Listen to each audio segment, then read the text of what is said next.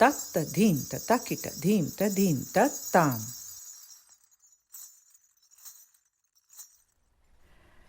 Hello everyone, welcome to my channel. This is Padma, and on this channel I share with you practices and philosophy from ancient goddess tradition from my culture, which is India. And today I'm sharing with you one of my favorite practices, and that is a very ancient practice of the archer. I'm very sure that many of you watching this video will be familiar with how the archer is such an ancient symbol, practice, goddess manifestation in so many cultures across the world. Sometimes these have been reduced to the fact that, the old societies were hunter-gatherer societies, and therefore, of course, the archer will be important. But I think the clue to the importance of archer really lies in its embodied practice. And in the Natya text, which is the ancient text on Indian dance, the practice of archer is a very specific practice. And in fact, for me, it actually holds the whole goddess philosophy, the whole library of goddess philosophy within this practice. And I think that's why it was so pervasive across so many ancient cultures. You can find it in rock paintings, you can find it, like I said, as goddesses, and you can find it as artifacts in many, many ancient civilizations, including the Indus Valley civilization, which of course is the source of a lot of philosophy and practices in India. Now, the archer practice is the practice that is about the interplay between effort, skill, technique, and the release, the allowing or the letting go. So one is the dominion of the mind, which is of course the technique, the role of the archer, the bow and arrow, the skill of archery, the practice of archery, the technique of archery. And then there is this moment where the arrow releases. Normally, we would say, well, once you are in the archer and you've got your skill and you've released the arrow, that's it. That's the consciousness and the role of the archer is finished. But in fact, in goddess practice, the arrow is the goddess.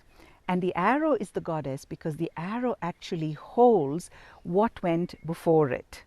That is, the momentum of the arrow, the trajectory of the arrow, the energy of the arrow holds the quality of whatever infused its release.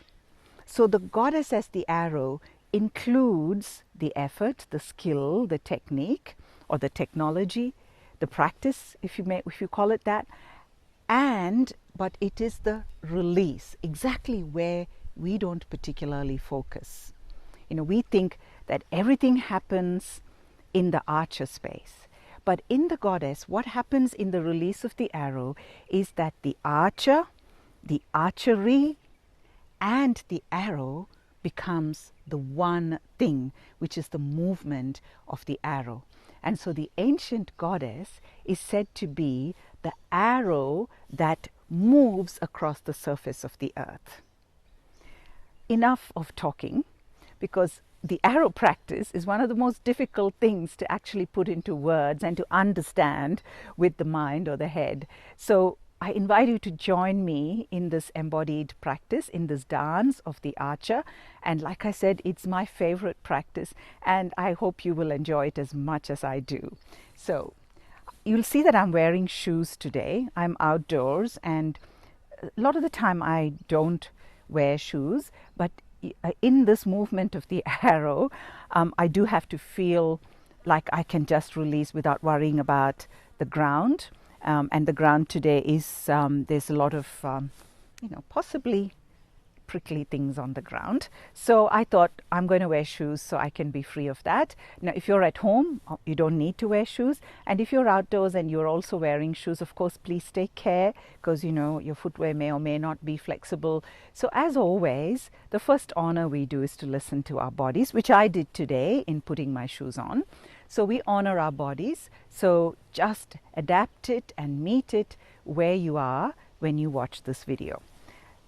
So here's the archer. The first thing we do is we take the preparatory stance of the archer, which is 1 foot slightly diagonally or just to the side open, and we open our femoral joints and we put our weight on that leg, and we, as usual, we go into the hips so that we really have that weight balanced in our hips and through the feet.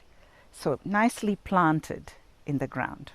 And the other foot now is just on the ground, on the ball of the foot. On the ball of the foot. Okay, so most of the weight is here. And now, as usual, the chin is down, the chest is spread and open. And the movement, the mudra for the pulling the string of the bow is so: 2 fingers, your ring finger and your the first finger down and here. So this is where the string of the bow, and the other hand is the bow. So you're really connecting it to your body. So the elbows are up, they're not hanging down, the elbows are up, and it's really connected to your upper body, very connected to the upper body. And this is where we start.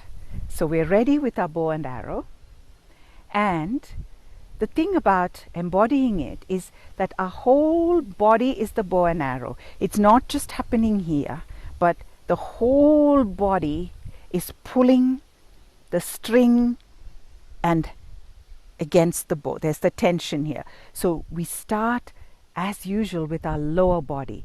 So in this practice, the movement, the sensation starts from the lower body. So how are we going to do that? We now raise the standing leg on the ball of the foot. So now you're on the ball of the foot on both legs. Your still weight is here. Now you gently lift the hip up. So you feel as if the string is being stretched by the 2 feet. And you're pulling that string. You're opening in the femoral joint. You're opening here, and that opening is being brought up into the upper body. You're stretching and opening, opening, opening, opening. So just shake it out, and let's do that again. Okay, so this is the preparation, right? So here we are again on this foot. You start with the weight in the hips. So we really want to feel that weight planted. Ball of the foot, prepare the arms, nice and spacious, resting on your upper body. And now we lift that hip, go onto the balls of the feet, and open, open, open, open, open, and release. Okay. We haven't yet released, we just released from that preparation. So the next time we're going to go into the release. And I'm hoping I can stay in the camera while I do this. Okay, back here again. Starting here.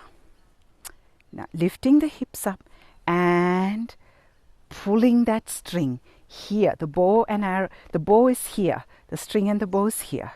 Pulling, pulling, pulling, and releasing.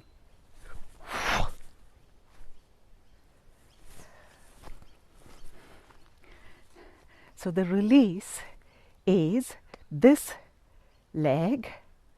So the arrow is here, right? You're pulling and you release from here. So the arm, you release the string.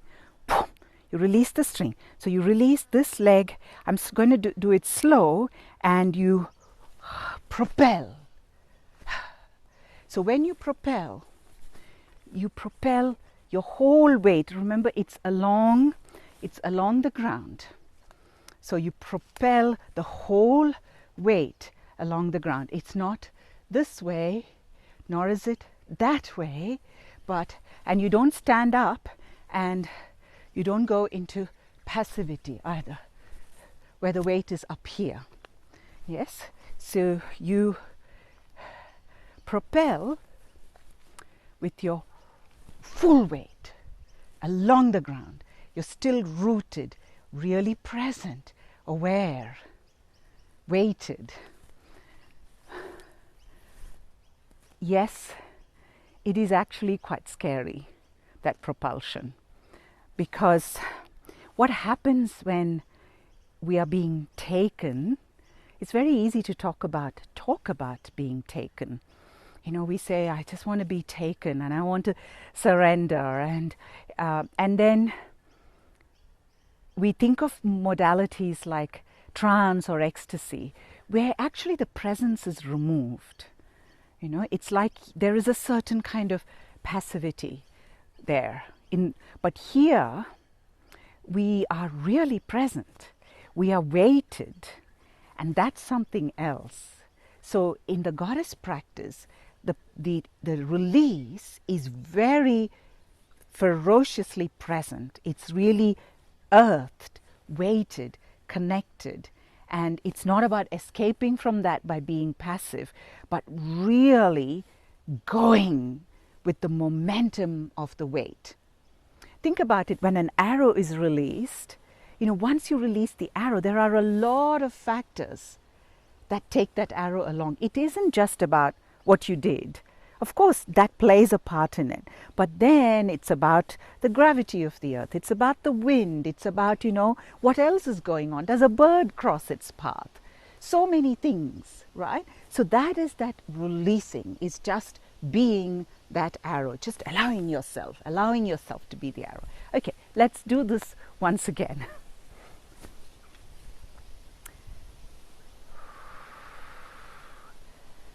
So here we are, lifting it and opening, opening, opening, opening, opening, opening. And release.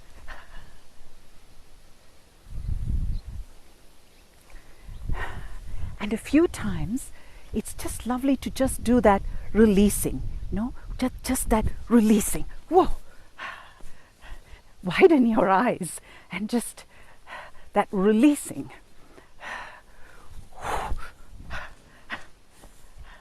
Trying to be grounded, taking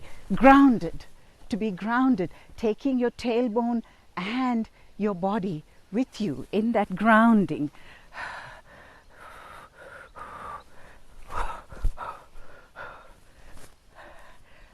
There's no perfection in this.